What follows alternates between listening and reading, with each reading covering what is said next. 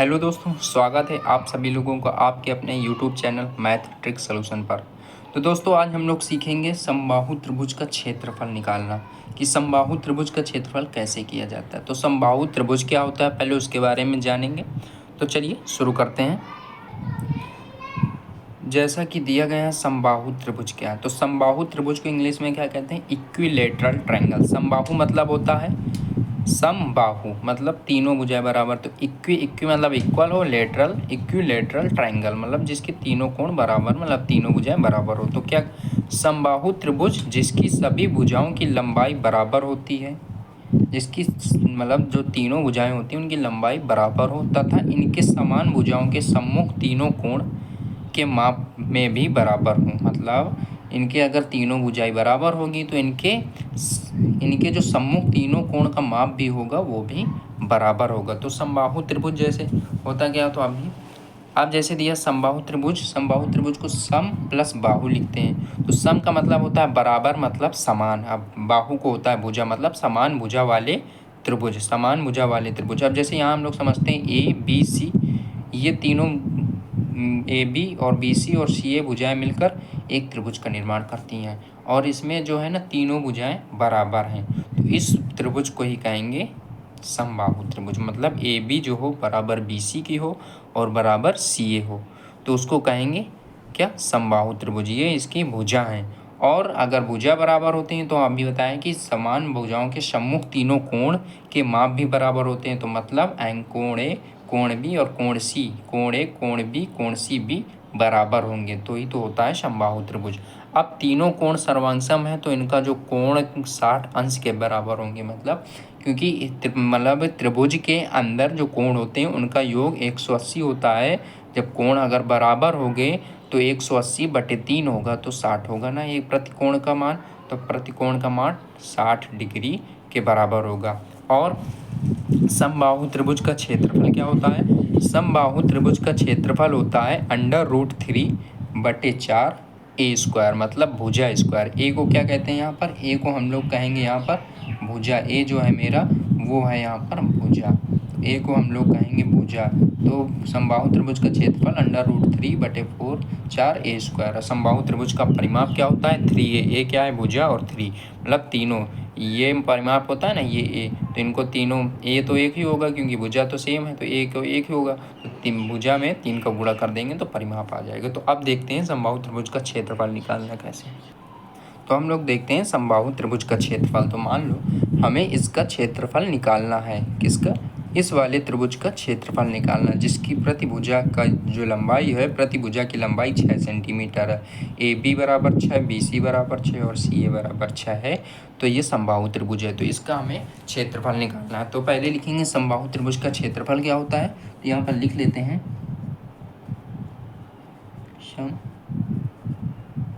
समबाहु त्रिभुज क्षेत्रफल। समबाहु त्रिभुज का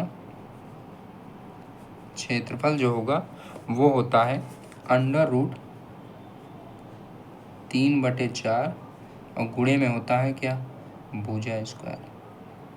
क्या होता है, भुजा स्क्वायर।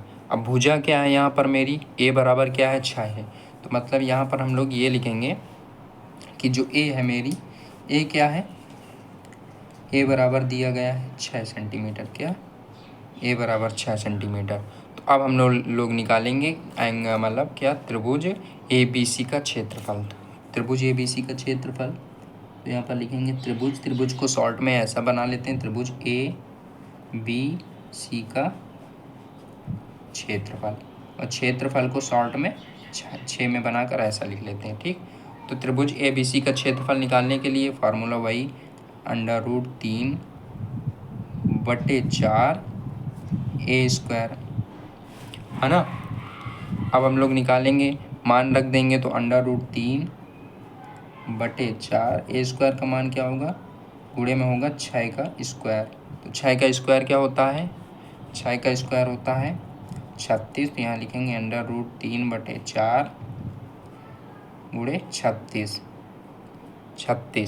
अब यहाँ से 4 से इस 36 को काटेंगे तो कितनी बार में जाएगा, 9 बार में जाएगा। तो यहाँ पर जो मेरा आंसर आएगा वो कितना आएगा, 9 गुणे √3, 9 गुणे √3। लेकिन यहाँ पर किस पे आएगा, मतलब हमारा जो था वो त्रिभुज का भुजा क्या थी, सेंटीमीटर। तो क्षेत्रफल आएगा तो किस पे आएगा, इसका मान क्या, मतलब मात्रक क्या होगा इसका, तो इसका मात्रा होगा सेंटीमीटर स्क्वायर, क्योंकि क्षेत्रफल का वर्ग होता है, मतलब सेंटीमीटर वर्ग सेंटीमीटर ऐसा भी कह सकते हैं। अगर आपको मान ये दशमलव में पूछें तो क्या करेंगे, तो हम लोग दशमलव में निकालने के लिए क्या करेंगे, तो हम लोग √3 का मान रख देंगे। √3 का मान क्या होता है, √3 का मान होता है 1.732।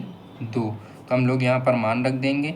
तो 9 में गुणा करेंगे किसका, 732 को, 1.732 को 9 में गुणा करेंगे तो क्या आ जाएगा, 9 दूनी 18, 9 त्रिक 27, 1 28, 9 7 63, और 63 में 2 जोड़ेंगे तो आ जाएगा 65, फिर 6, 9 1 9 और 9 6 15।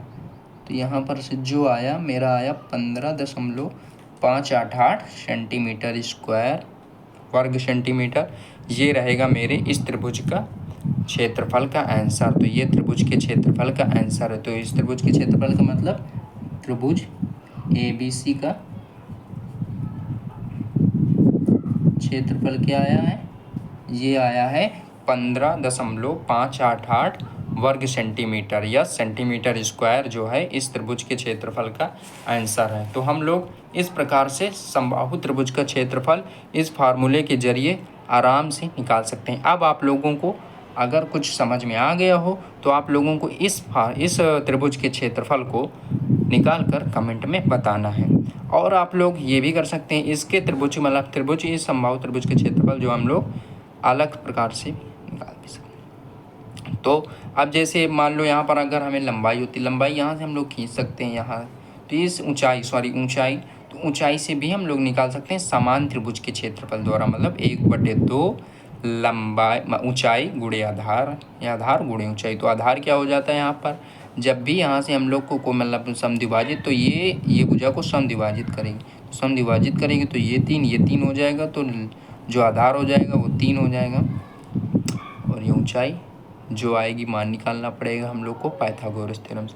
तो हम लोग पहले तो इस समबाहु त्रिभुज का क्षेत्रफल इसके द्वारा आराम से निकाल सकते हैं। तो अगर आप लोगों को वीडियो अच्छी लगी हो तो प्लीज़ एक लाइक ज़रूर कर देना और इसको ज़्यादा से ज़्यादा शेयर करना ताकि ज़्यादा लोग इसको देख सकें।